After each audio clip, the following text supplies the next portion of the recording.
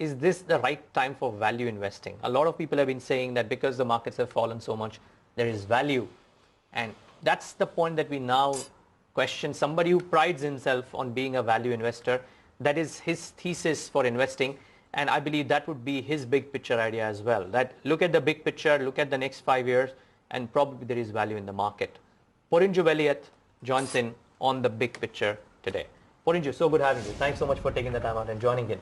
Good morning. Good morning. And happy Onam. Happy Onam. First of all. I wish all the viewers of ET Now a very happy and prosperous Onam. It's very strange that on Onam day I'm sitting in Mumbai studio. Yeah. We are happy but look at the markets, that. they're rejoicing, they're back. Yep. 8,000 is here. Yeah, means market is becoming normal. It was irrational the last few days. Now I think it's just getting rational.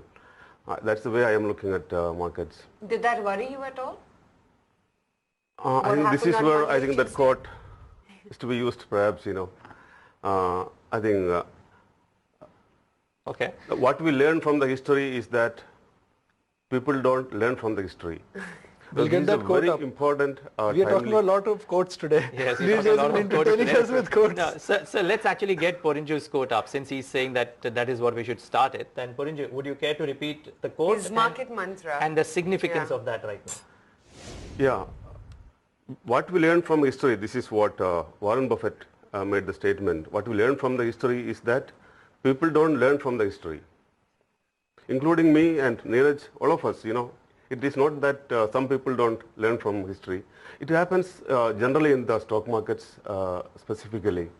And this kind of panics, after the panic is done, which I have told in our earlier interview also, people say, oh my God, that was a great opportunity to buy. Still this go on happening, and this will continue to happen. This basically happened because of 99% of people, the market participants, they don't look at the big picture. They are bothered about small things, one quarterly number or one RBI meeting, whether Rajan is going to cut the rates or not. See, this kind of very immaterial. Now, let us take the RBI rate cut possibility or not. Do you think our RBI governor as an individual is so powerful to control India's interest rate? What do you say? I have no opinion out here. No, you cannot. See, it's a great institution, RBI. RBI has got power and they are supposed to monitor the system, the money supply and the interest rates and inflation, and they do some timely small adjustments here and there. For which this was never considered in the stock markets 5 years ago and 10 years ago, maybe 20 years ago, and it was never discussed in the market. Today, this is a very important discussion 3 days or couple of weeks before the RBI meet. And people, this is irrational, I would say. But See, RBI has a role to play. Let's be real. Interest rates have impact. I don't believe so. RBI has a role to play to stabilize the economy and monitoring it. If there is any unhealthy situation happens, they will take care of it. They will do the required things. See, it's a market forces to decide. A lot of other macro factors should decide whether the interest rates in this country should go down or up. It's demand supply for the credit. Now, these are the big picture people are always missing and go after small, penny, insignificant things. And I have seen markets crashing all across for a silly reason, like what happened last week. I mean, few days ago. Come on, China is not silly, sir. 15% of the output of the world. The world economy is $75 trillion. Yeah. China accounts for 15% of the total economy. So a bear, and I'm an optimistic, but a bear told me that if Lehman Brothers can bring the US economy down, if China goes under, what will happen to the world? That's a valid argument. And China shall I ask you one thing? What happened? The Lehman went down, and what happened to Indian investors? I'm telling you, nothing happened to Indian investors. It was a silly thing for an equity investor in India. And China, it gave us a buying opportunity. It's a silly reason for Indian investors to panic. See, there is a huge difference between India and China. I think India is in a position today, like China was many years ago, looking at the attractiveness to invest by global fund managers, looking at the high potential, the potential to grow much higher. See, one thing you should admit, India is a $2 trillion economy today. And our population is very near to that of China. China is a $10 trillion economy. Yeah. They have been growing very, very fast, perhaps faster than what was required. And at some level, they have to stop. They can't go on, at the $10 trillion kind of a very high base. If they try to grow at 10, 12%, it won't happen. Sure. So they will suffer at that point of time. So now that point of suffering has come to China. This is a natural process, not because of any mismanagement by Chinese rulers or anything like that. India, a $2 trillion economy, the newcomers in the market, the youngsters, they should thank our politicians in the last 2-3 decades. I won't say mismanaging, but for not aggressively or dynamically managing the economy in such a way that we would have already reached $10 trillion today. Okay. So that is the That's opportunity. So you're You're getting a lot of quotes. Yeah, you're getting a lot of quotes. So you're saying that any kind of pain that comes in via China or some other reasons into Indian markets is an opportunity to buy, is an opportunity to hunt value. See, China is not an opportunity for us. No, because of What I'm telling you, China, we can ignore Chinese developments. Yeah, but they are the stock market volatility. Agreed. And the government controlling stock market. One very good thing about India, our people are more sensible.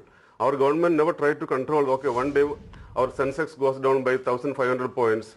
Finance minister won't come and, tell, okay, let us allocate 10% of our something to buy stocks. We don't do those things. Yeah. So we are more sensible, we are more rational. It's a democracy. India is at an inflection point today, and that is the big picture. Inflection point in the sense we cannot be happy with $2 trillion economy because we have to feed 1.3 billion people. And we have to grow higher. And in the context, I would say one more thing. The politics is very important today.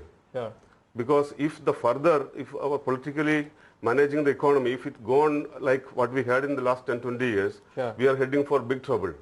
And there are more educated people, the knowledgeable people number is increasing among in the population. The old tricks won't work by the politicians. Now in the last monsoon session, we all have seen, I don't have any political leaning or kind of thing. I'm telling you, the last monsoon session, I think it is another inflection point in politics in this country. I don't know how much you agree with me. It was an inflection point, the last monsoon session, and the development happened, and afterwards. If our legislators go on disrupting things, or they use 90% of their energy and resources to pull down the other parties, it won't work in the future. People are getting more aware about things, they are getting more educated, youngsters are more aggressive, and these old stupid tricks of politicians may not work. Our legislators will be forced to behave like patriots. They should work for the progress of the country. And if somebody say, okay, BJP also did the same thing when they were in opposition. I'm telling you, nahi chalega future mein. This kind of reasons will be loafed away by the intelligent people. And Porinju, whenever you come on show, we start getting tweets, we start getting SMSs. Let's talk mid and value stocks. So let's open that basket. Now that markets are giving a great entry point to a typical value investor like you, where is value in this market? And give me a value pick. Yeah, looking at the big picture of the country, the economy, and the equity, there are various aspects of that. Now, coming to the equity, again, like we are small at $2 trillion economy. Again, at today's market cap, also we are very small. We are too small. I'm confident about that because, again, you should compare it with that 1.3 billion people. And, companies creating, manufacturing goods and making services for this whole population in the listed space. People might have been excited. We were only just 10,000 crores, 10 lakh crores of market cap some time back. Now it has grown to, much bigger, a good percentage of our economy.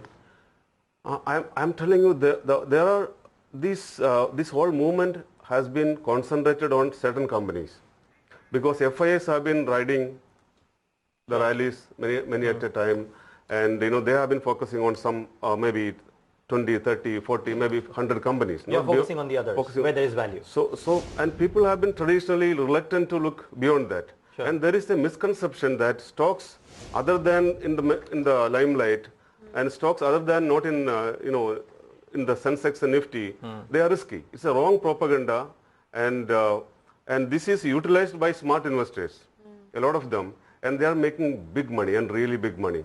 And this is another thing. General public, they are not still coming to the market. They are very reluctant. I was shocked to see that in the last 6 months or last 1 year, despite all these things happening, a great leader and more political stability, people are still not coming to the market, and that's because of the wrong campaign. Equity is risky. I am very much feeling bad about it. Porinju, Okay, for this so- paucity of time, Yeah. let's try and set it out as to, so if people come to the market, what, according to you, what they should look at. And let's start off with the first idea that you have. We'll get the management in moments from now. Just tell us very quickly, why do you like TCI? Yeah, Transport Corporation of India is the largest logistics company in India. It is a fully integrated, this is 50, 60-year-old company. See, people haven't liked this company much of late because of the low margins in the business. But I think this is at an inflection point. The GST is really going to happen. That's what the feel I'm getting. It's going to be a reality very soon. And people objecting to that may be, not disliked by the population in this country, the knowledgeable people. So anyway, GST will happen, and a lot of things happening. The movement of goods and the other infrastructure is going to be helpful for them.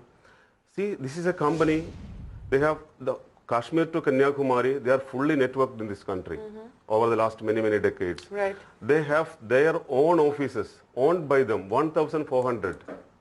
This company has, they are employing 6,500 skilled labor, skilled employees.